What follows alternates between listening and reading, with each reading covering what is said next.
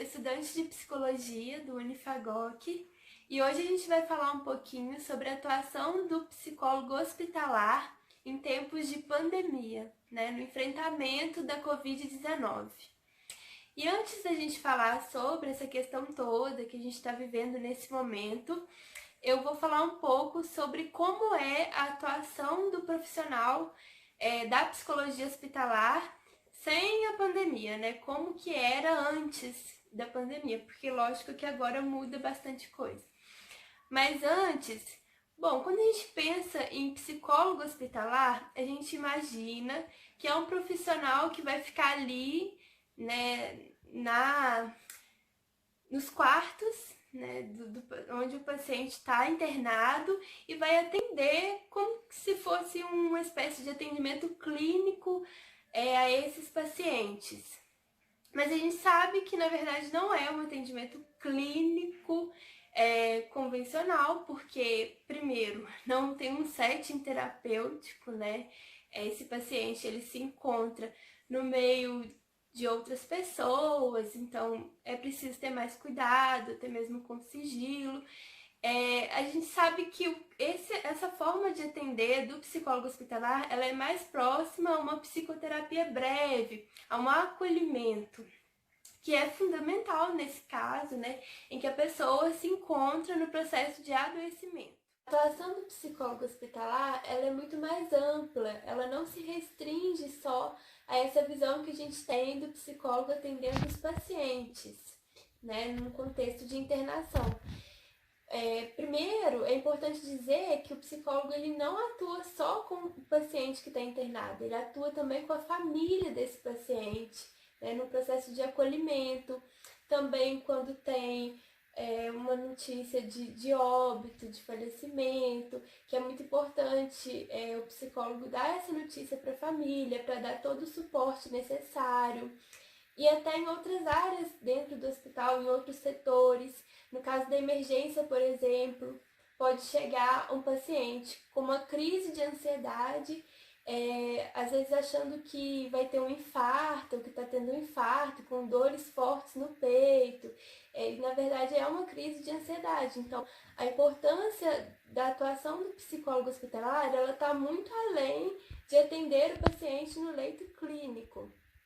E outra questão também muito importante é que o hospital é uma instituição. E essa instituição ela tem vários profissionais. Ela tem uma equipe multidisciplinar de enfermeiros, médicos e até as pessoas que trabalham mesmo, marcando exame no laboratório. Todas essas pessoas elas se envolvem com os pacientes de algum modo. E elas também precisam de cuidado.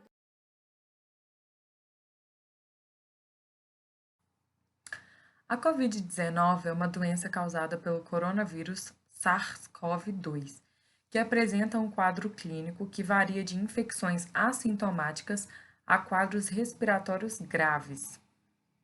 De acordo com a OMS, cerca de 80% dos pacientes com Covid-19 podem ser assintomáticos e cerca de 20% dos casos podem requerer atendimento hospitalar por apresentarem dificuldade respiratória.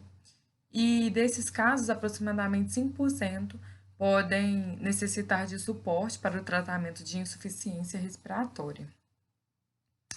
Os primeiros casos da Covid-19 tiveram origem no mercado de frutos do mar, na cidade de Wuhan, na China. As primeiras ocorrências foram relatadas em dezembro de 2019 e, a partir daí, a incidência aumentou de maneira exponencial nas primeiras semanas. Eu vou ler, aqui vou abrir o site do Ministério da Saúde, vou ler para vocês os números que foram atualizados hoje, dia 17 de junho de 2020.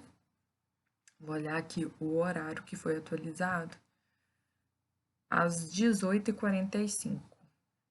Então, aqui, ó, casos confirmados, 955.377. Acumulados, casos novos, 32.188. Casos recuperados, 463.474. Em acompanhamento, 445.393. E aí, os óbitos confirmados. 46.510 óbitos acumulados, 4,9 letalidade, 1.269 casos novos, 22,1 de mortalidade. E aí, esses dados estão aqui no site do Ministério da Saúde. Vocês podem entrar, que tem acesso aqui, e eles estão atualizando todos os dias. Algumas recomendações de como a gente pode se proteger individualmente, né, e cuidar da nossa saúde mental. Cuidar de si e dos outros, mantendo contato com amigos, familiares e encontrando um tempinho para atividade de lazer. Limitar a exposição às notícias relacionadas à pandemia, porque muitas informações podem desencadear distúrbios de ansiedade. Seguir as recomendações da OMS e das agências de saúde do governo. Comunicar a alguém quando sentir sintomas de tristeza ou ansiedade. Prestar atenção nas suas próprias necessidades, nos seus próprios sentimentos e principalmente nos pensamentos. E auxiliar tanto quanto possível pessoas em grupos de risco. Você pode ajudar, por exemplo, indo ao mercado, indo à farmácia para essa pessoa já é de grande valia. A Covid-19 vem produzindo repercussões não apenas de ordem biomédica e epidemiológica, né, em escala global, mas também em repercussões e impactos sociais, econômicos, políticos, culturais e históricos, sem precedente na história recente das epidemias. Impacto na saúde mental e possíveis estratégias duvidosas ou mesmo falsas sobre fatores relacionados à transmissão do vírus. O período de incubação, seu alcance geográfico, o número de infectados e a taxa de mortalidade real causaram na população o medo e a insegurança excessiva.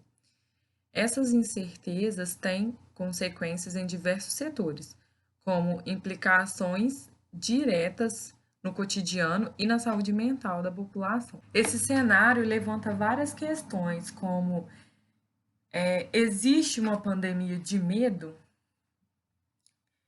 O estresse concomitante à pandemia de Covid-19? Como podemos avaliar esse fenômeno? Como os indivíduos respondem às restrições impostas? Quais são os efeitos psicológicos frente às mudanças na rotina e às restrições da mobilidade na quarentena? Durante as epidemias, o número de pessoas com a saúde mental afetada tende a ser maior que o número de pessoas afetadas pela infecção. 12 tragédias anteriores mostraram que as implicações para a saúde mental podem durar mais tempo e ter maior prevalência que a própria epidemia e que os impactos psicossociais e econômicos podem ser incalculáveis se considerarmos sua repercussão em diferentes contextos. Vou falar sobre a relação do psicólogo hospitalar com a equipe multiprofissional da saúde. O psicólogo hospitalar ele tem o papel de oferecer suporte emocional para aqueles profissionais que estão na linha de frente, para que eles estejam preparados para enfrentar o inevitável incremento da sobrecarga emocional. Onde eles podem vir adquirir crise como a ansiedade e pânico, por problemas como o medo de ser infectado, o medo de contaminar sua família, ou até mesmo por não ter os equipamentos adequados. E o Departamento de Psicologia AMIB, ele oferece algumas medidas preventivas e protetoras para tanto para o indivíduo, tanto para a instituição. Igual para o risco de estresse ocupacional e fadiga, que é causado por carga horária excedente ou desequilíbrio entre as demandas e recursos para atendê-las,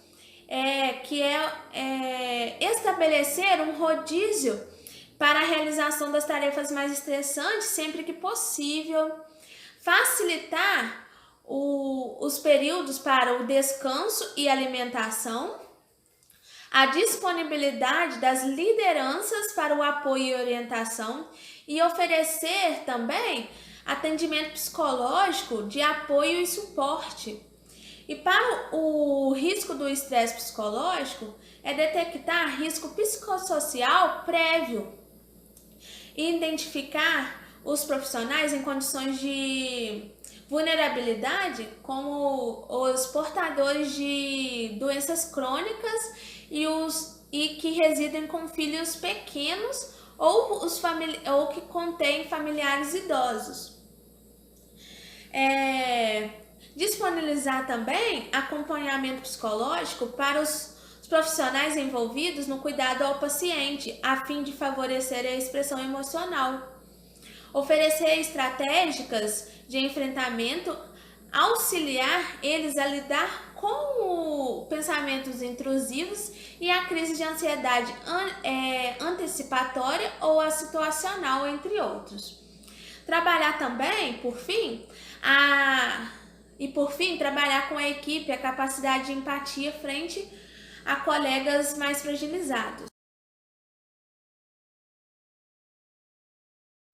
Olá, eu vou estar falando um pouquinho sobre o trabalho do psicólogo hospitalar em relação aos seus pacientes hospitalizados e os seus familiares em relação ao contexto de pandemia por Covid-19, né? Eu gostaria de começar falando a respeito da assistência, né, do profissional psicólogo hospitalar em relação aos pacientes hospitalizados, né?